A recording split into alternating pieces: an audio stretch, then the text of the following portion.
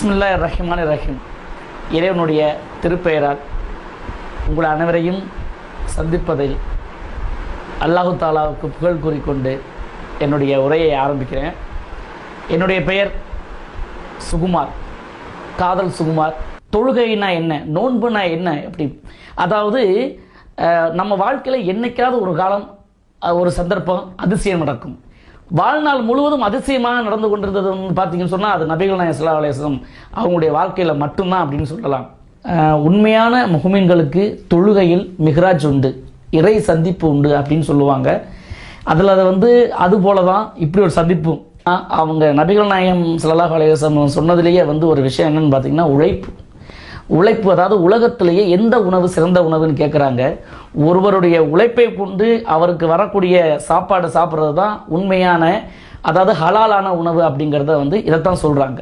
நிச்சயமாக நாம் மனிதர்களை குலங்களாகவும் கோத்திரங்களாகவும் பிரித்து தான் வைத்திருக்கிறோம். ஏன்னு சொன்னால் இனம் காண்பதற்காக, இன்னார் தான் இவங்க இந்த இடத்தை சார்ந்தவங்க, இவங்க இந்த இனத்தை சார்ந்தவங்கன்னு அப்படின்னு சொல்லணுங்கிறதுக்காகவே நாம் கேட்போம், ஒரே கடவுள் ஒரே இறைவன், நாம் எல்லாமே ஒருதாய் வயிற்று பிள்ளைகள் தான் வந்திருக்கோம் அப்படின்னு சொன்னால் அப்புறம் ஏன் நமக்கு இவ்வளோ பிரிவினைகள் அப்படின்னு கேட்பாங்க.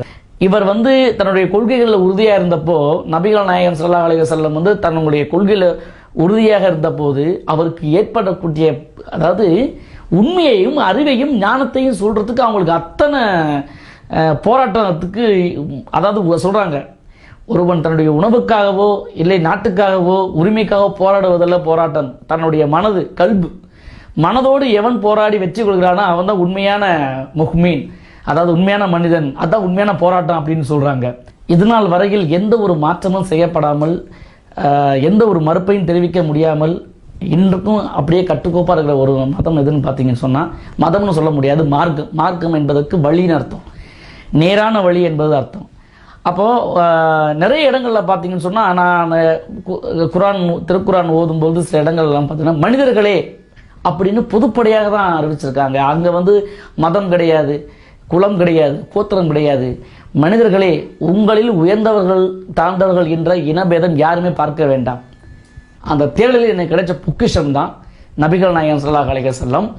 இப்படி ஒரு அருமையான ஒரு நோன்பை நோக்கக்கூடிய, ஒரு இறைவனை அனுதினமும் நினைக்கக்கூடிய, ஒரு இமை பொழுதும் நீங்காமல் இறைவனுடைய சிந்தனையில் இருக்கக்கூடிய ஒரு அருமையான ஒரு மாதத்தில் இப்பேற்பட்ட எனக்கு தெரிந்த சில கருத்துக்களை உங்களோட பகிர்ந்துக்க எனக்கு வாய்ப்பு கிடைச்சதுக்காக எல்லாம் வல்ல இறைவனுக்கு நான் நன்றி சொல்லிக்கிறேன்.